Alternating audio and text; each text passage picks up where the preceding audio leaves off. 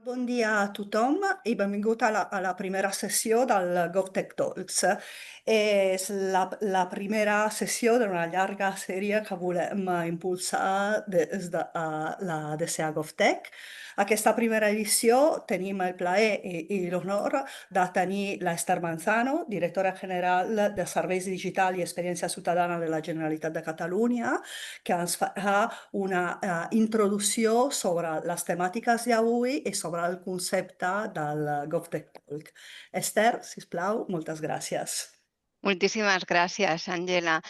Bon dia a tothom. La veritat és que és un luxe estar avui aquí en aquesta primera talk, no, del GovTech, i anem a veure, faré una petita introducció del programa GovTech de Catalunya i us diré que no és una sorpresa si us dic que estem en constant evolució tecnològica i que l'administració pública es troba en el punt de mirar per adaptar-se i desenvolupar una nova relació amb la ciutadania. Volem impulsar un model de relació més àgil, flexible, que doni resposta a les necessitats de les persones i per fer tot això necessitem, evidentment, la tecnologia i perquè ens permetrà transformar aquest model de provisió i prestació de serveis i orientar-nos cap a uns serveis públics més digitals, més proactius i més personalitzats.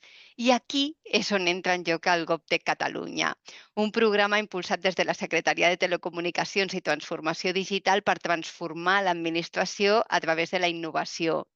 Un programa que al final el que fa molt important és connectar l'ecosistema digital del país en les administracions públiques per treballar de manera conjunta en el disseny i en el desenvolupament i implementació de solucions digitals innovadores.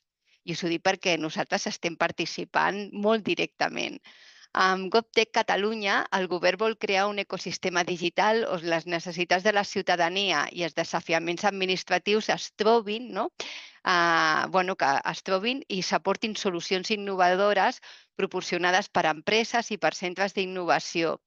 No es tracta només, i això qui em coneix sap que ho dic sempre, de digitalitzar processos, sinó en repensar i millorar la manera com realment prestem aquests serveis a la ciutadania.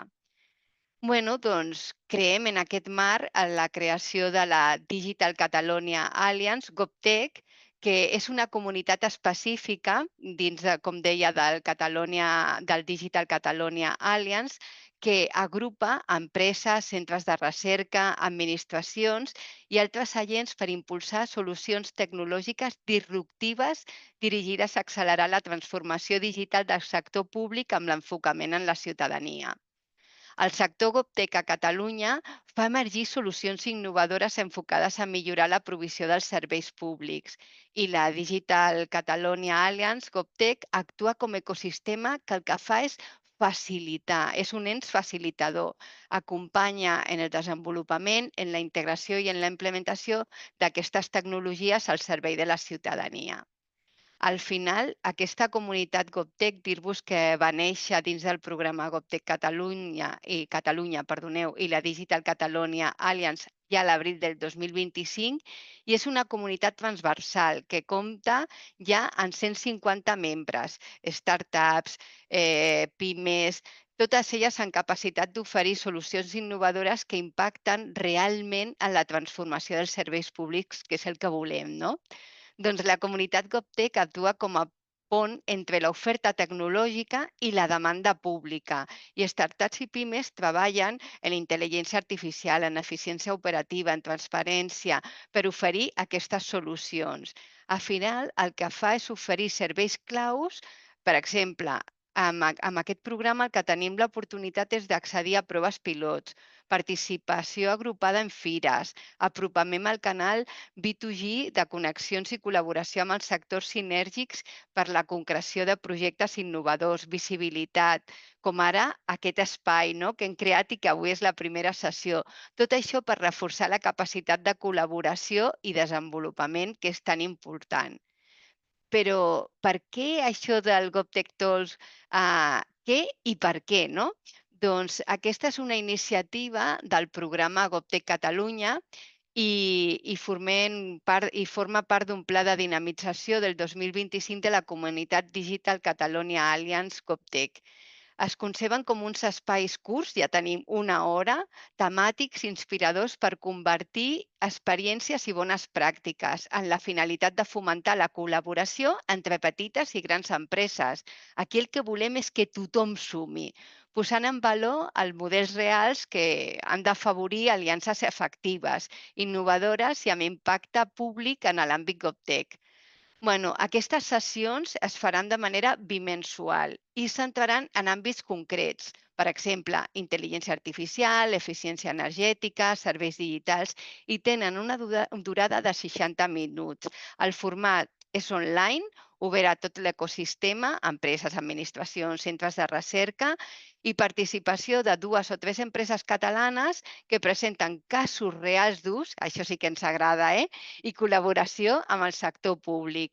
I quins són els objectius? Doncs mostrar casos reals de col·laboració entre empreses i administracions públiques, construir confiança entre el sector públic, les startups i pimes innovadores, fomentar la connexió i l'intercanvi de coneixement entre els agents de l'ecosistema i donar visibilitat al talent tecnològic local, que hi ha molt, i a solucions aplicables als reptes públics i que hem vist que això és possible. Doncs el primer GovTech Talk en què es centra? En impulsar la col·laboració entre petites i grans empreses. I aquesta primera sessió la dediquem a un repte fonamental: com impulsar la col·laboració entre aquestes grans empreses i startups per ajudar a transformar l'administració des de la innovació, perquè amb això de la transformació no podem estar sols, perquè la innovació pública ha de comptar també amb la col·laboració d'aquestes empreses, perquè el que necessitem és sumar capacitats.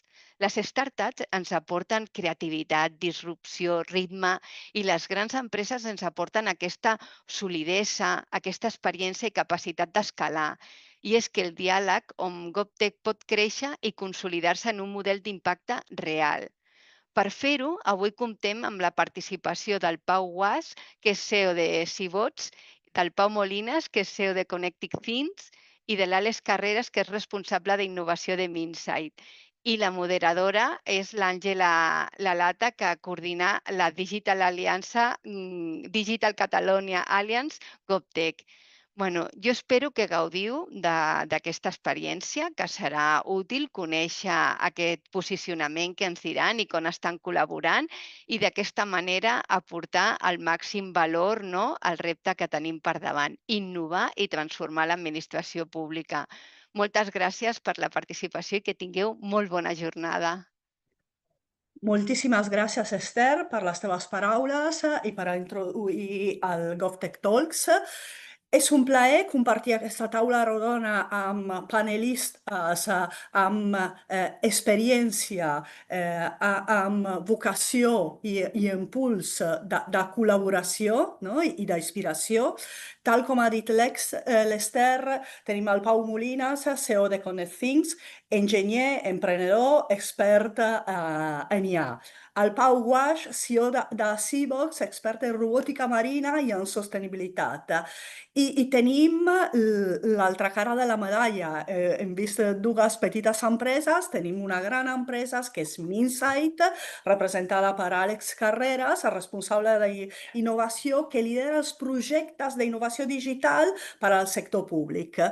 M'agradaria 2 paraules de cadascú de vosaltres, una breu presentació de la vostra posició cara al sector públic i de l'empresa que està fent en l'àmbit públic.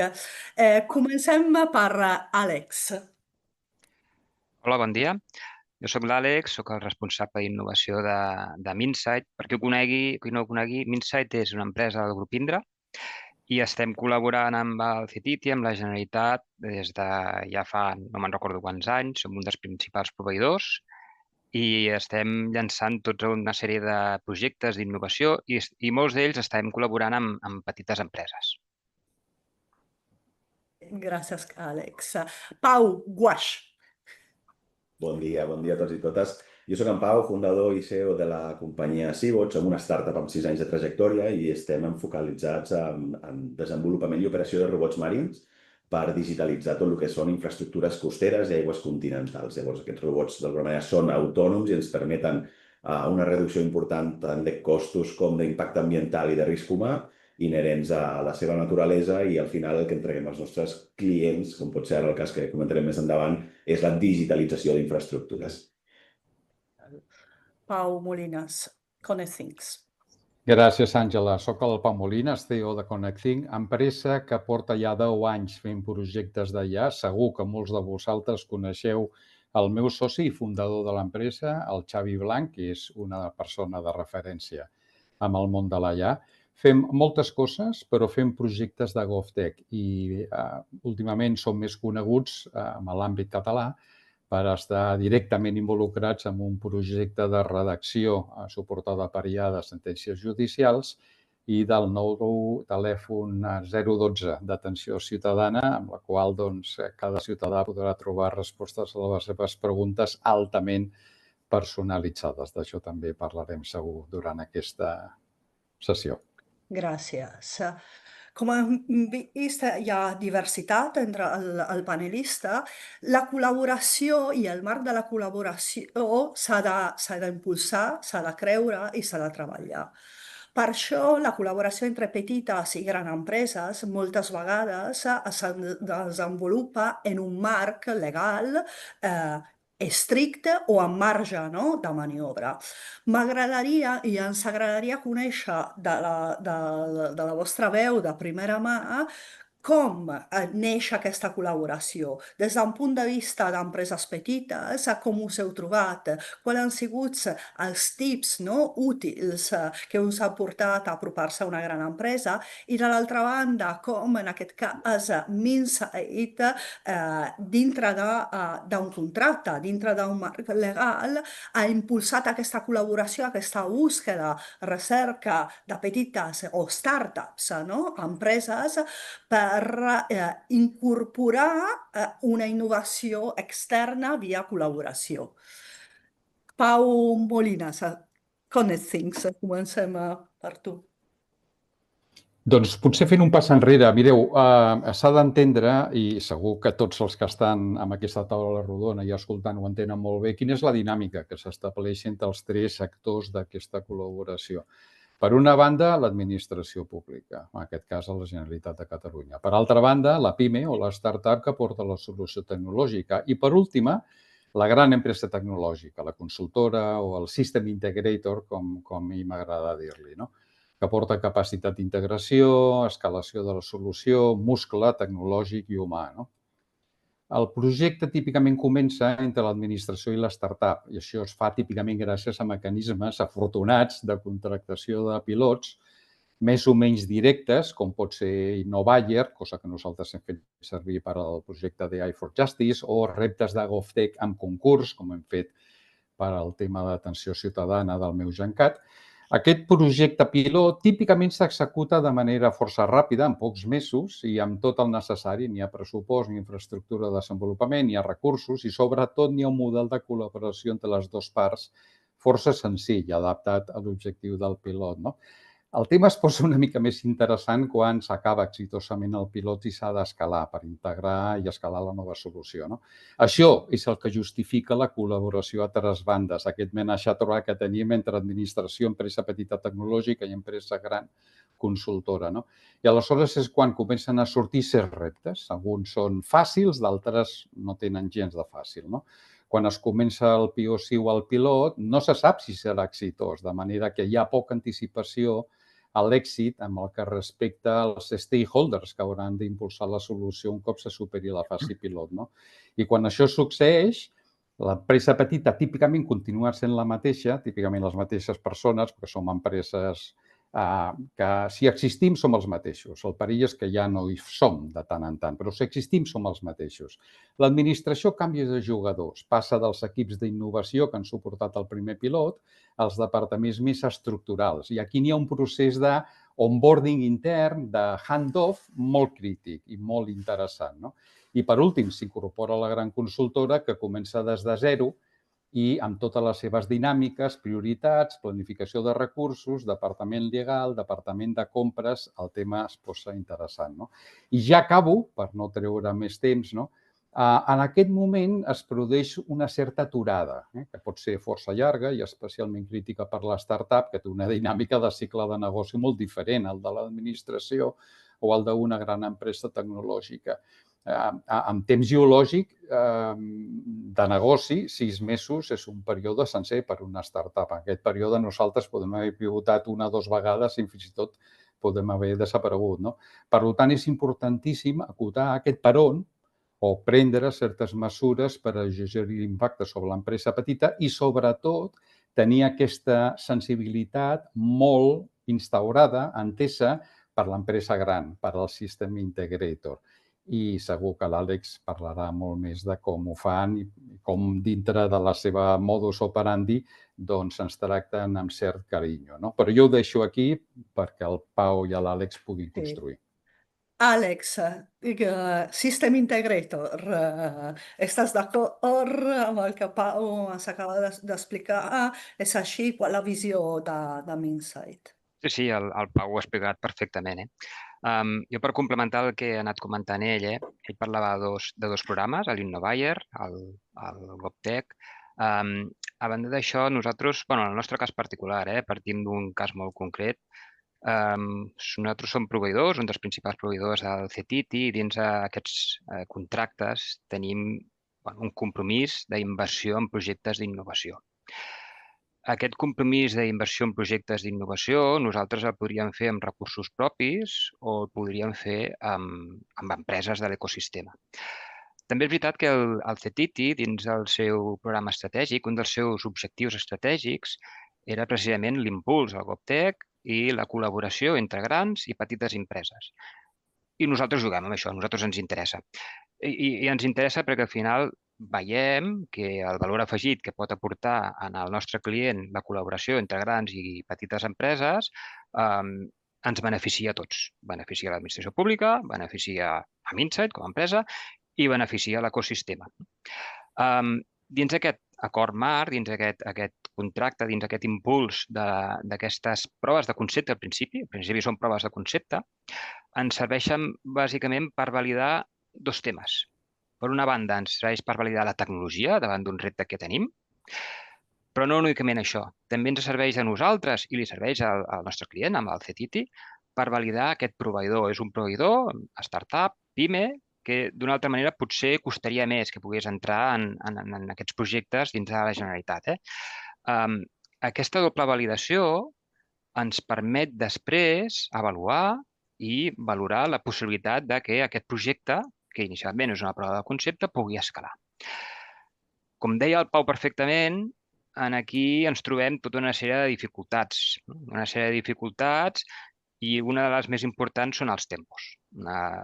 Evidentment, una prova de concepte es llença, però són projectes que són de 2-3 mesos de duració.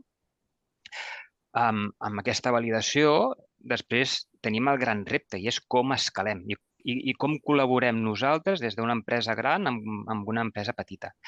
La nostra visió és que per nosaltres les empreses amb les que col·laborem formen part del nostre equip. No tenim la visió de que no volem que siguin múscul, volem que ens ajudin, que col·laborem, volem que ens aportin i formen part del nostre equip. Donem visibilitat davant del client, els ajudem a que davant del client, si ells volen, puguin explicar i puguin liderar el projecte amb el nostre acompanyament i nosaltres els hi donem suport. Els hi donem suport perquè al final nosaltres coneixem les metodologies, coneixem els interlocutors i validem, som els responsables del contracte, i validem que tota aquella solució que ens està portant la petita empresa encaixi dins el que necessita el CETITI. Però un cop tanquem la prova de concepte, i aquest és el gran repte, volem escalar, volem que això sigui una eina productiva, volem que aquest projecte, que és de petites dimensions, escali. I aquí, com deia el Pau, tenim la dificultat de que a vegades l'agilitat que ens agradaria a tots no és possible perquè, bueno, al final són les regles del joc, Són les regles del joc i hem de trobar un canal de contractació o a vegades s'ha de fer una licitació i això, doncs, demora una sèrie de mesos, a vegades. Però, bueno, tots juguem amb això. I no sé, dono pas amb el Pau, Pau. sí, si pots. Per vosaltres també els temps és una variable important. El suport dels integradors ho he viscut com una porta d'entrada, podem dir, al contracte, a la col·laboració. Qual és la vostra visió? Doncs mira, gràcies, Àngela. Jo crec que la directora general ha ficat molt bé en context el que es tracta a GovTech, no? I tant l'Àlex com en Pau han estructurat molt bé quin és el procés per dur a terme totes aquestes proves pilot. Llavors, per no repetir-me, jo sí que m'agradaria explicar una miqueta més quins han sigut els principals passos, no? Des de la nostra perspectiva de startup, de què ens hem trobat durant aquestes proves i durant tot aquest procés. I crec que el més important per nosaltres, el primer pas és oblidar-se d'una venda clàssica. És a dir, empreses startups que estem acostumades al B2B, quan ens trobem en aquesta situació, doncs hem de canviar una miqueta el xip i començar amb aquesta escolta activa molt més radical, no? Perquè al final, sovint com a startup, tenim molt clar el que fa la nostra tecnologia, però tenim a vegades poc clar com s'encaixa això en el dia a dia d'una organització gran governamental, com pot ser el cas de Ports de la Generalitat, vinculada a la Generalitat de Catalunya. No? Llavors, el primer pas és preguntar i entendre la complexitat, els temors, els objectius a vegades polítics, econòmics, de sostenibilitat.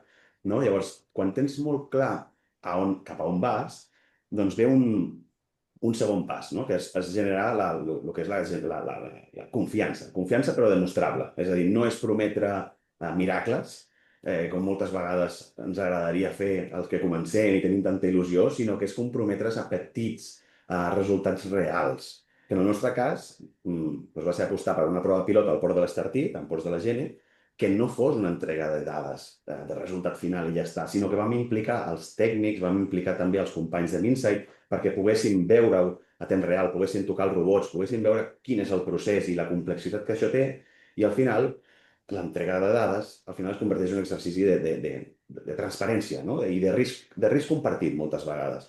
Llavors, això per una banda. I per altra banda, com deia bé l'Àlex ara, hi ha la part de marc contractual, no? Que és important, perquè al final un marc contractual és el que acaba donant seguretat jurídica i defineix unes regles del joc. Si no existís, doncs això no tindria molt de sentit, no?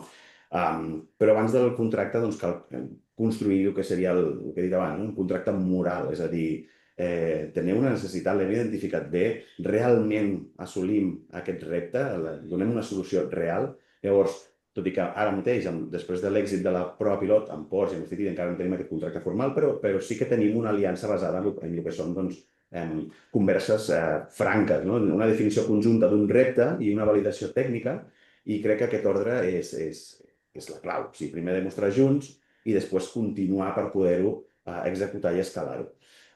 En definitiva, jo crec que al final, com a startup, des de la nostra visió, tu no vols vendre un producte o un servei. No? Tu el que vols és que s'imaginin gestionant millor el port gràcies a aquesta solució sense por. Perquè si no aconsegueixes fer-ho d'aquesta manera, doncs mai hi haurà èxit per cap de les dues parts. Gràcies, Pau. M'agradaria entrar una mica en els detalls, no? Dels punts que vosaltres creieu que haurien de saber les altres pimes i startups que formen part del nostre ecosistema per aquest apropament, en aquest cas a les grans empreses. I Àlex, ens vas parlar que vosaltres treballeu amb els vostres proveïdors, amb el vostre entorn, el vostre ecosistema. Ha nascut fa poc una nova comunitat, que és la comunitat de la GovTech, que podria ser aquest element facilitador de noves empreses. Però en la vostra experiència, d'una banda de l'altra, com heu fet aquest enllaç? Grans, petits, petits, grans.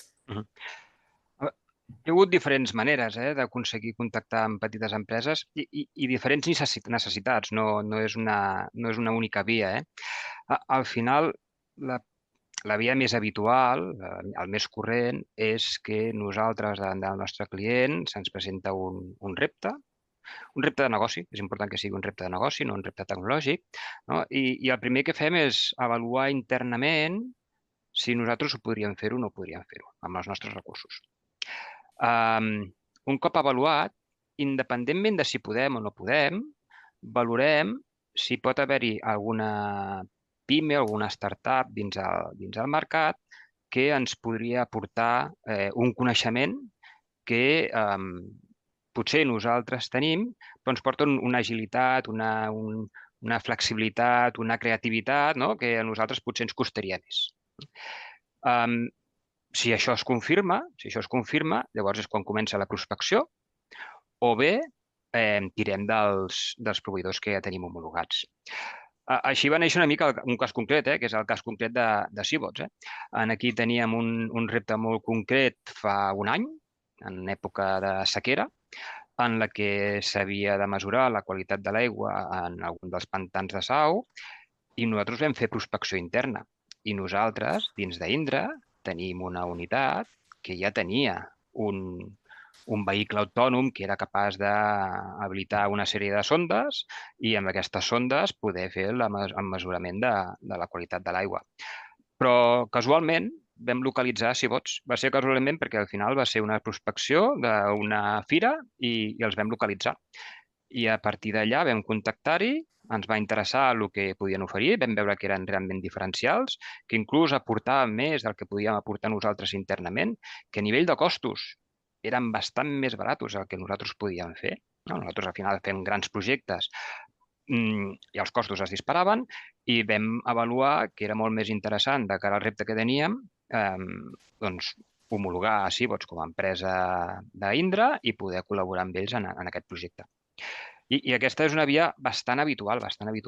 Després n'hi ha d'altres, N'hi ha d'altres que també són molt interessants, com per exemple, si una empresa té contacte amb el CETITI o amb la Generalitat i té davant una necessitat, però no té un canal de contractació, ens pot contactar i ens pot dir, escolta, necessitem col·laborar perquè, d'alguna manera, és que no tenim canal de contractació, el client està interessat, no sabem com fer-ho, no sabem com vehicular-ho, i des de Minsight els podem ajudar en aquest sentit. I la tercera via, que potser és una mica més calaix de sastre, és que nosaltres constantment estem fent prospecció d'empreses per veure què hi ha al mercat. Fem prospecció d'empreses tirant de lo que serien com vosaltres, empreses com DCA, tenim contacte amb Barcelona Activa, tenim contacte amb Tec Barcelona, i a partir d'allà i el seu registre d'empreses, doncs mirem quines tecnologies, veiem quines capacitats ens podrien aportar i podria ser que a partir d'aquí nosaltres tinguéssim alguna empresa interessant per fer algun tipus de projecte. Gràcies. Seabots, l'altra cara, no? Es busca, m'agrada pensar més que tecnologia es busca una solució innovadora, amb unes capacitats que pot tenir i que pot desenvolupar una empresa. Per part vostra, Connecting Seabots? Aviam, de quina manera hem après aquesta cultura i processos de grans empreses, no? O sigui, què ens ajuda a millorar d'aquestes col·laboracions amb empreses integradores de sistemes, com deia el Pau, no? De tipus MINS.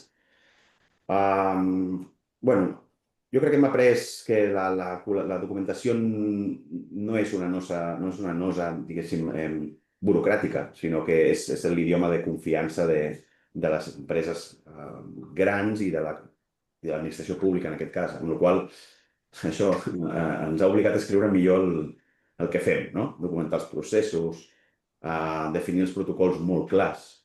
Penseu que, com deia el Pau abans, i que qualsevol que estigui al capdavant o en l'entorn d'una startup, l'escala del temps canvia completament, no? Un dia pot passar moltes coses. Llavors, Nosaltres sempre tenim aquesta voluntat, aquest esperit d'anar ràpid cap endavant, però ojo, perquè a vegades et trobes en aquests moments que dius, bueno, molt bé, ara necessitem això, alentir-ho, baixar-ho, de tal manera que puguem documentar tots aquests processos i definir aquests protocols de forma molt clara. Per què? Perquè és que si no, després no hi ha escalabilitat viable. O sigui, és un one-shot i ja està, i després tornes a començar de zero, no? Això és un tema molt important en quant a aquest tipus de col·laboracions. També, també us diria que ens ha obligat d'alguna manera també a modular el llenguatge, perquè solució tècnica vol dir que l'enginyer vol especificacions, però després hi ha un director financer que el que vol són, doncs, no sé, estalvis, o un responsable de sostenibilitat que el que vol és emissions zero, no? Llavors, aprendre a parlar amb tots aquests interlocutors més enllà de la tecnologia és un repte important. És un repte que sí, que sobre la teoria el tens claríssim, però després te'l trobes i tot això s'ha d'aprendre a modular d'una forma eficient. Justament per el que deia abans, per generar aquesta confiança, és que al final no hi ha una altra via. Què més? A veure, què ens ha ajudat? Una altra lliçó, per exemple, és que l'administració pública no vol un proveïdor. Jo, des de la meva perspectiva, és bastant personal del que hem extret. No és un proveïdor més i ja està, sinó que necessites tindre un soci de confiança. És a dir, algú que entengui el negoci, algú que entengui com funciona l'administració, algú que entengui com funciona un Minsight, per exemple, com a integrador de sistemes. I això, al final, ens ha fet passar d'aquesta mentalitat que deia abans, no? De vendre robots o vendre serveis amb robots, a plantejar com podem integrar aquesta tecnologia pròpiament en un model que sigui, com dir-ho, operatiu per tota la cadena. Llavors, al final, d'alguna manera hem passat de vendre el que són dades a construir confiança i la confiança a les grans empreses s'escriu amb això, amb aquests protocols, amb aquests processos, amb l'honestedat, sobretot, no? I més enllà, està clar que la col·laboració amb Ports de la Generalitat i el CTT, aquesta prova pilot sobre el terreny amb dades obertes i compartides, podem dir que no només és un client, sinó que és un partner de validació de tot això que estàvem comentant. Les dues parts s'han d'apropar, l'empresa petita i l'empresa gran. En el nostre cas tenim l'avantatge de que les dues persones que estan liderant ConnectThink, que és el fundador, el Xavi Blanc i jo, tenim moltes ganes. I el Xavi s'hi va passar molt de temps a Siemens, jo vaig passar-me 23 anys a HP i sabem molt bé com funciona Corporate, les empreses grans tecnològiques. I així ens dona aquesta aproximació al contracte moral, m'ha encantat el terme, Pau, d'entendre l'altra part. No? També figures com les de l'Àlex, que jo no el vull veure com un director d'innovació, jo el vull veure com un ambaixador intern dels meus interessos dintre de la consultora, algú que representi a la startup enfront del departament legal, de compres i altres, no? Que pugui esmortir aquesta desconnexió cultural, que pugui explicar en termes d'alineació cultural, de rima, de llenguatge, d'eines, no? És tan o més important que la discussió tècnica. I moltes vegades el System Integrator no entén el perquè d'una decisió tècnica de la startup perquè viu en un món de frameworks estàndard, no de realitats de caixa punyent cada setmana, per entendre's. Però a mi m'agradaria donar un pas enrere i és que la vida és fàcil quan tot ve d'una iniciativa d'innovació com les que té Minsight o la vida ve d'un pedido que li fa l'administració, un System Integrator. El problema ve quan l'administració, amb el mandat creixent d'interaccionar directament amb empreses petites, això és, per exemple, la reason of existence, la raó d'existència de mecanismes com Innovayer, contracta amb empreses petites i quan s'ha fet el POC s'acaba el mecanisme de contractació i no existeix un substitut. I aleshores es força que entri un System Integrator, amb tot el carinyo, Àlex, la paraula forçar és una mica dura, però ja m'enteneu, no? Amb uns mecanismes que no estaven pensats per això i que bàsicament destrossen l'intent que l'administració contracti amb l'empresa petita, perquè ja és l'empresa gran, amb el seu framework estàndard. Aquí és on tenim la desconnexió, a l'eslabó trencat de la cadena, perquè l'administració no pot renunciar a contractar directament amb PIME i amb empresa petita, però no pot ser que cada vegada, al final, acabi necessitant el primo de Zumo sol, perquè si no, no n'hi ha una manera de continuar aquesta contractació. I aquest és un tema que jo crec que tots ens hem de posar i treballar. I fins i tot els system integrators, que tenen molt a dir, no els intento fer fora, no me l'interpreteu, però no pot ser el recurs per defecte i buscar el mateix canal, buscar el pressupost que estigui repartit amb altres projectes, passar-li el problema al T-Systems o al Minsait de turno, aquesta no pot ser la manera d'anar. Heu parlat de generar confiança, d'ambaixadors, no? D'ambaixadors morals, i de la importància de l'escalabilitat de la POC. Hi ha casos que s'han fet complicats, però segurament teniu algun cas d'èxit, no? que voleu compartir o alguna experiència que ha anat bé i que us agradaria repetir. Com ha anat, no? en aquesta part positiva? Com s'ha desenvolupat aquesta escalabilitat? Finalment generant aquesta confiança i gràcies a aquesta confiança, gràcies al fet que l'administració pública després hagi rebut l'empresa petita o l'empresa gran hagi incorporat la petita. Si voleu compartir aquesta reflexió amb nosaltres. No sé si voleu, començo jo. Així, a nivell d'experiència, i per ficar una mica de context, nosaltres al llarg dels darrers 2 anys hem desenvolupat 30 proves de concepte, de les quals n'hem subcontractat 15, així a nivell d'indicadors, grans indicadors. I d'aquestes 15 que hem subcontractat, que són la meitat, n'hi ha 5 que estan escalant a producció. Això, per una banda, ens mostra que és un bon rati. Estem parlant que hi ha un 30% aproximadament de les proves de concepte que escalen a producció. Podria ser millor, sí, evidentment podria ser millor. Les dificultats que estem tenint moltes vegades estan associades amb el canal o amb el resultat de la prova de concepte. I casos d'èxit en els que hem tingut amb diferents tecnologies, des d'intel·ligència artificial fins a temes que són tan llunyans com podria ser temes de realitat virtual o altres aspectes. Aquí, i per posar un exemple, nosaltres estem en el cas concret a drets socials, estem fent un projecte de traducció i transcripció de les converses que estan fent els assistents socials. Aquest projecte s'està desplegant ara mateix a producció. És un projecte que el mes de juliol, en principi, ja hauria de ser productiu i la veritat és que la relació ha anat molt bé. Ha anat molt bé. Per què ha anat molt bé? Primer, perquè en aquest cas la startup que estava col·laborant amb nosaltres, la PIME que estava col·laborant amb nosaltres, tenia molt clara la solució i estava molt especialitzada en el que s'havia de dur a terme. Amb un nivell d'especialització inclús superior al que nosaltres haguéssim pogut fer, que segurament ens hagués hagut d'aportar un plus d'investigació, un plus de recerca que hagués allargat els terminis i hagués allargat els costos del que era aquella prova de concepte.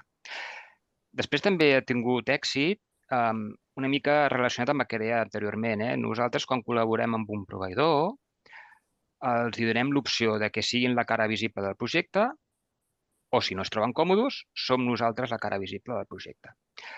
El fet que ells, en aquest cas, vulguin ser la cara visible del projecte, facilita la comunicació amb el client. El fet de no posar una barrera al mig, que és en aquest cas l'integrador, facilita la comunicació i facilita que assolim els èxits que tots volem assolir.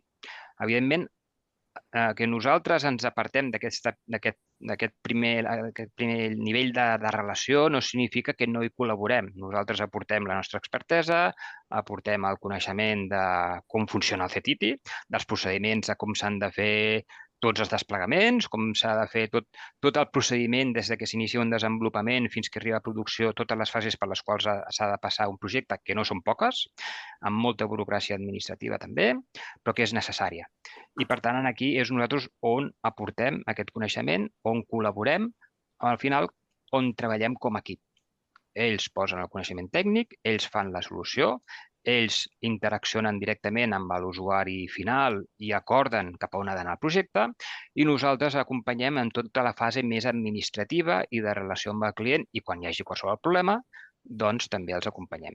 I després una altra cosa també molt important és que aportem múscul des de diferents òptiques. Aportem múscul des d'un punt de vista de recursos, amb el nostre coneixement. Aportem múscul des d'un punt de vista tecnològic, perquè si hi ha algun dubte, doncs els nostres arquitectes els poden acompanyar, però també aportem múscul des d'un punt de vista financer. Nosaltres,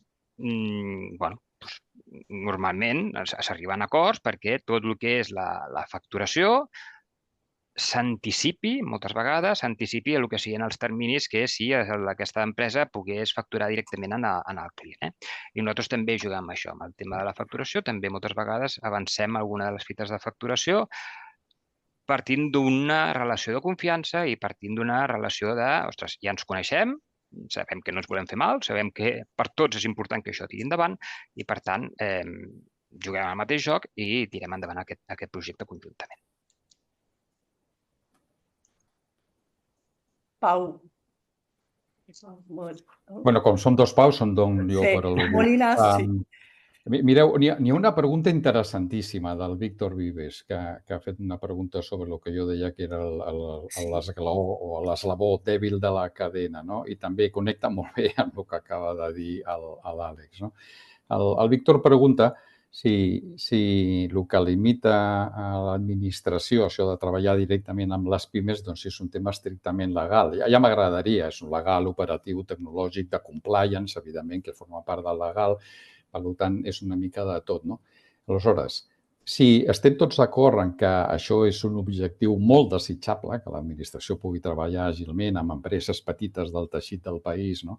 Jo crec que tindrien que pensar en una solució per dalt. És molt complicat buscar una solució que salti compliance. Hòstia, cuidado, que ens juguem molt, no? I la gent de l'administració possiblement més que una startup que estem disposats a fer, assumir una miqueta més de risc. Deixem-ho posar en termes elegants, no? Però tindríem que ser capaços de buscar un mecanisme que la startup i que el System Integrator comencin a treballar sense perdre temps, aquest peron que deia abans, no? Com una mica com un segur. Algo de que si va algú malament, doncs, bueno, hi ha alguna manera de compensar l'esforç posat o alguna cosa així, no? Algo de que permeti que la ràtio de 5 de 15 de l'Àlex pogués ser 7 de 15, però després d'haver fet pràcticament 12 de 15. I únicament fallat amb 5, però que s'hagi pogut tirar endavant. Aleshores, això em diu que és una cosa que no tinc al cap, però que tindria que haver un mecanisme auspiciat al final per l'administració, per un mecanisme de reserva, de garantia, de segur, per entendre'ns, no? Perquè la gent pogués tirar endavant, perquè al final el System Integrators es pot fer molts passos intermitjos abans d'arribar a la infraestructura del satiti o fins i tot se'ls pot donar certa canxa perquè puguin fer temes d'infraestructura amb recursos més del System Integrator que de la pròpia administració. Jo aniria pensant per aquí per intentar evitar aquest efecte de l'eslabó dèbil de la cadena. I perdoneu-me si m'he ficat en preguntes i Àngela t'he destrossat el que pensaves tu al final d'aquesta taula rodona. Ho sento, però venia molt, estava molt bé. Estava molt bé. De fet, donem la paraula al Pau Guasch i Bots i obrim també als assistents que vulguin fer preguntes, ho poden fer mitjançant la xat i li donarem resposta. Si estem a temps i si no posteriorment farem arribar les respostes. Però sí que seguim la conversa amb Seabots. Molt bé, Àngela. Mira, jo com que tant l'Àlex, que ho ha deixat molt clar, com el Pau, ara aquest incís també d'aquesta pregunta, que just entrava, perfecte. Jo puc afegir poc més, seré superbreu, perquè crec que és molt interessant per tots aquesta taula de qüestions i respostes. Afegir, bàsicament, des de la nostra perspectiva, sobretot a nivell tecnològic, molta de la innovació d'aquest país surt de petites companyies, startups i coses que comencen, spin-offs universitàries, startups que venen o spin-offs també d'empreses més grans, no?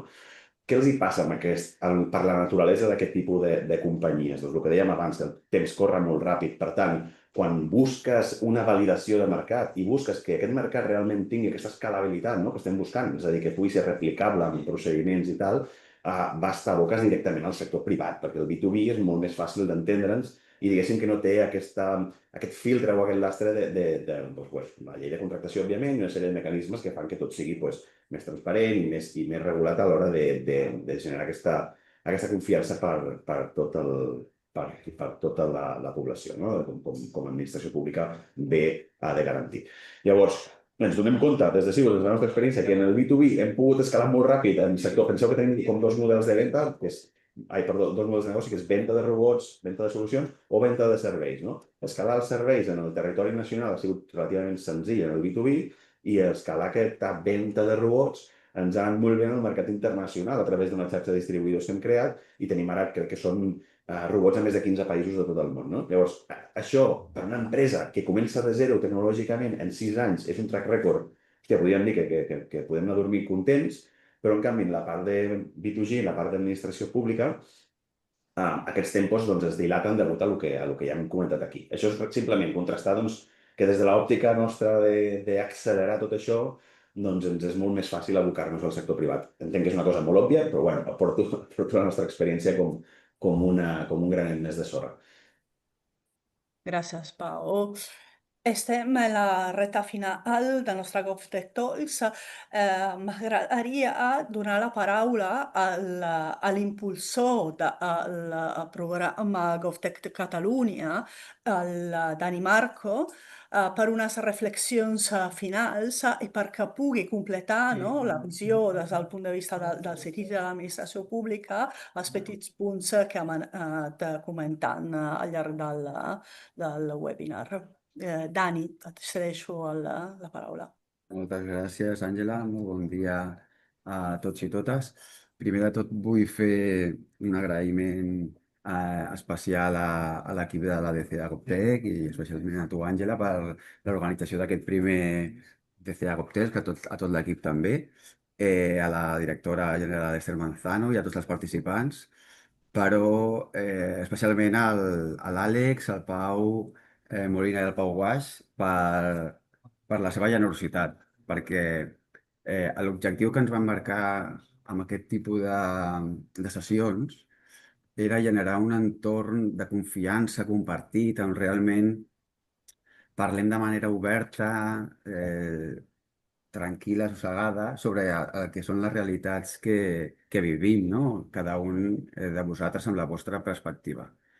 I crec que de manera natural, podem dir, no? Ha sortit i s'ha generat així. O sigui, és molt important que persones com vosaltres, que esteu treballant, en aquest cas amb la Generalitat, per ajudar a la transformació dels serveis públics, parleu amb tanta franquesa i la veritat que sigui compartit amb la resta de companys del sector, que segurament seran competidors davant de les licitacions i projectes que fem. Però tenim un repte gran per endavant, que és realment aquest d'oferir millors serveis a la ciutadania, transformar digitalment el que és la Generalitat i el conjunt de les administracions públiques catalanes amb unes administracions del segle XXI adaptades a on la tecnologia sigui tractora, i això només podem fer-ho si realment col·laborem. Col·laborem des de l'administració amb el sector privat, que hem d'entendre també les dinàmiques, que són molt diferents, però també col·laboreu entre vosaltres. I ho aconseguirem si ens entenem. I al final aquí converses que segur que heu tingut de manera bilateral entre vosaltres, traslladar-les i compartir-les al conjunt de l'ecosistema aporta segur molt de valor i ens fa que rumiem tots, també nosaltres. De fet, he après molt del que heu dit i que hem de posar reptes sobre la taula, però també solucions. Al final, moltes de les coses que heu comentat són precisament tips, d'aquests que des del principi és important abordar.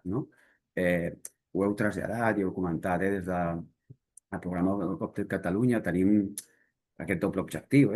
L'objectiu essencial és el d'ajudar la Generalitat a millorar els seus serveis amb la innovació, però també fer-ho amb el conjunt de l'ecosistema. No exclusivament amb un tipus d'empreses o amb un altre, sinó amb la millor empresa en cada cas. Que al final la idea és aquesta, que puguem, no, absorbir i capturar el màxim d'innovació que existeix en el país. I no hi haurà una única manera de fer-ho. Això també ho heu comentat, i és que ha de ser així. Hem de ser flexibles i en cada cas trobar el mecanisme adequat. Ens toca a nosaltres, des de l'administració, explorar també aquests mecanismes, perquè al final, vulguis o no, la normativa, no, i els processos de contractació són els que són, i ja estem explorant i veient, estem innovant aquí, no? Hem llançat el concurs de projectes que permet abordar aquesta relació més a llarg termini també amb el món de les startups, però com comentava l'Àlex, tenim també proveïdors més transversals amb contractes a llarg termini que necessitem evolucionar certs serveis i també necessiten innovació, no són exclusivament aquells serveis de nitxo que abordem. I continuarem explorant, perquè al final, vulguis o no, l'administració està per obrir camí en alguns casos i en l'àmbit GovTech ho volem fer així. Esperem que aquest espai del GovTech Talks continuï com hem fet amb aquest, no? Que puguem donar veu a emprenedors, a professionals, a representants de l'ecosistema digital i que entre tots al final aconseguim aquest objectiu comú, que és desenvolupar nous serveis i potenciar el hub digital de Catalunya.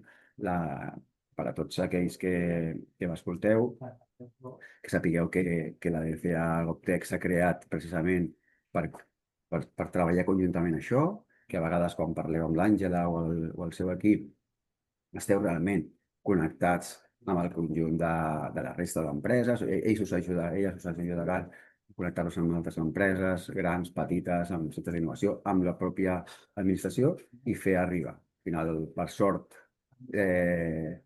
el món digital, tot sí que són moltes i moltes empreses. No fa poc estàvem a la presentació del baròmetre del sector tecnològic i parlàvem de 16.000 empreses, 6.000 empreses amb treballadors, que som un ecosistema que genera un valor, un 8,5% del PIB. O sigui, el sector és molt potent, però ens coneixem gairebé tots, i això també és un valor afegit que hem de connectar. No vulguis o no, quan sempre diem que tots, no?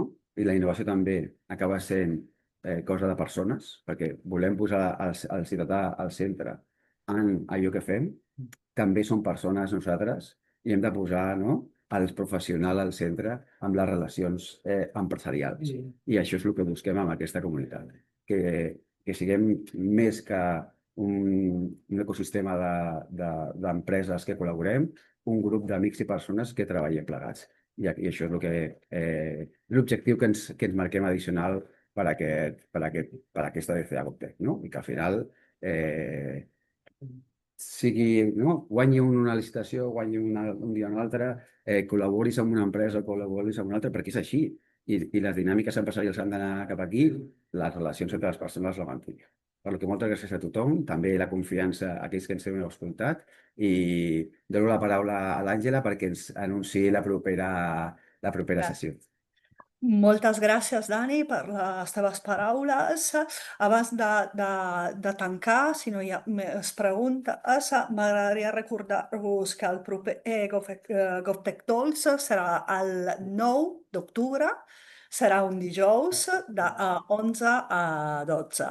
Us enviarem el programa, us convidarem a participar i a tornar a generar, no, aquest espai de confiança. I tenim 3 minuts abans de despedir-nos i vull tancar amb un consell pràctic a on posar l'estrès, no? Com diuen els inglesos, o a on s'han de focalitzar els petits o els grans per començar aquesta col·laboració. Però només un, que pot ser donat d'alta en la DCA GovTech, per exemple. Doncs ja ho has dit, Àngela, per tant no te'l robarem. Jo, per als meus homònims, jo tinc un consell que és que tracteu el pilot com si fos la primera pedra d'un edifici, no una provellada. I això que ho vull dir és planificar des del primer dia com serà la segona, tercera i quarta pedra. Pressupost, equips, processos, escenari d'escalabilitat, de tots els incumbents. Perquè nosaltres hem anat una mica per fascicles, per fer l'enciclopèdia, i costa molt més. De manera que és molt seductor el del POC i el pilot, però ja penseu que esteu començant a crear un edifici que si no teniu els planos, ja teniu a tothom doncs, més o menys conxavat, després triga molt més temps del que creieu. Aquest seria el meu consell. Mira, afegiré també molt Pau, Jo crec que quan es planteja un repte d'aquest tipus, deixar de banda tot el que és la part tecnològica i tota la part contractual o de negoci i sobretot pensar en compartir riscos i possible èxit. Jo crec que això és fonamental. I jo, des d'un punt de vista ja de gran empresa, jo el que diria és que hem d'apostar. Hem d'apostar i confiar, no?, de que podem col·laborar amb pimes, startups, que no els hem de veure com competidors, al final són part del nostre equip, no?, i que hem d'impulsar aquesta relació amb ells perquè s'ha demostrat que les sinergies aporten un producte encara millor. Perfecte. Moltes gràcies a les carreres a Sindra amb Insight, Pau Guaix a Cibots, Pau Molina con Things, Dani Marcos Editi, Esther Panzano, directora general de Serveis Digital i Experiència Ciutadana de la Generalitat. Bon estiu, ens veiem el proper 9 d'octubre.